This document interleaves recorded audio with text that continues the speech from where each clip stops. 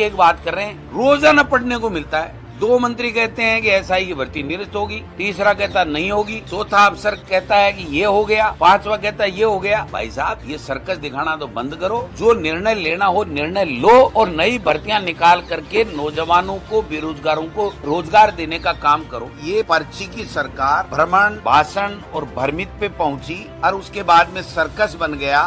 मंत्रियों ने इस्तीफे दे दिए। भारतीय जनता पार्टी के प्रदेश मुख्यालय में बैठ करके कैबिनेट मंत्री ये एक हाथ जोड़ के कहता है कि मुख्यमंत्री जी, मैं आपसे निवेदन करता हूं, मेरा इस्तीफा स्वीकार कर लो। एक दिन मंत्री की लेटर पैड में साइन करते हैं, दूसरे दिन विधायक पे करते हैं। मंत्रिमंडल की बैठक में शामिल होते हैं तो जनता ये मानती है कि वो मंत्री हैं और दूसरे दिन कहते हैं मैं तो एसआई पेपर की भर्ती निरस्त कराने गया था, मेरा मंत्रिमंडल से कोई वास्ता नहीं है। तो इसलिए लोग बागों के एक जुबान पे आ गया कि ये सर्कस है।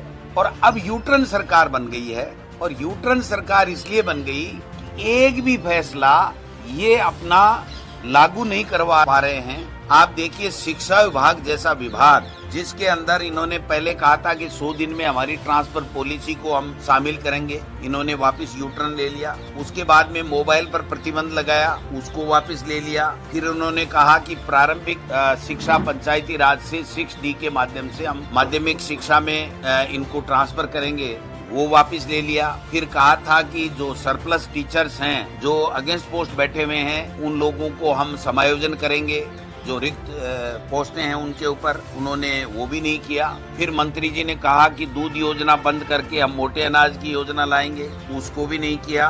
और कल तो हद ही हो गई जब एक ट्रांसफरों की लिस्ट आई और 3 घंटे बाद में वो निरस्त हो गई।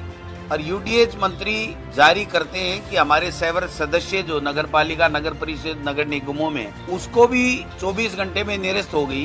तो मैं समझता हूं कि ये यूटर्न सरकार बन चुकी है। इसलिए जनता का इनसे मोह भंग हो चुका है। जनता के वेलफेयर के लिए इन्होंने गर्मियों में न पानी की व्यवस्था की लोगों के लिए, न बिजली की व्यवस्था कर पाए। बरसात में सड़क टूटी पड़ी है, उनकी बात नहीं कर पाए। बरसात में किसान की फसल खराब हो गई, उसका मुआवजा की बात नहीं कर पाए।